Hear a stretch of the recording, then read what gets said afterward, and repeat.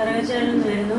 Delivery 40 ദിവസം കഴിഞ്ഞപ്പോൾ എൻ്റെ ശരീരമെല്ലാം ചൊറിഞ്ഞടിച്ചു. 3-4 പ്രാവശ്യം മരുന്നുകൾ വാങ്ങിക്കഴിച്ചു. ഇവിടെ വന്ന് അച്ഛനോട് പ്രാർത്ഥിക്കുകയും സാക്ഷ്യം പറയാമെന്ന് നേരുകയും ചെയ്തു. അതിൻ്റെ ഫലമായി എൻ്റെ ചൊറിച്ചിൽ മാറിക്കിട്ടി. അതുകൂടാതെ തന്നെ എൻ്റെ കുഞ്ഞിന് പൊക്കിളിന് കുഴപ്പമുണ്ടായി. 3-4 ദിവസം ഹോസ്പിറ്റലിൽ അഡ്മിറ്റായി. എന്നിട്ടും ഒരു കുറവും കണ്ടില്ല. അത് കഴിഞ്ഞ് പിന്നെ സർജനെ കാണിച്ചു. അപ്പോൾ ഡോക്ടർ പറഞ്ഞു സ്കാൻ ചെയ്യണമെന്ന് പറഞ്ഞു. അപ്പം സ്കാനിങ്ങിൽ കുഴപ്പമൊന്നുമില്ലെങ്കിൽ ഇവിടെ വന്ന് സാക്ഷ്യം പറഞ്ഞോളാമെന്ന് പറഞ്ഞു.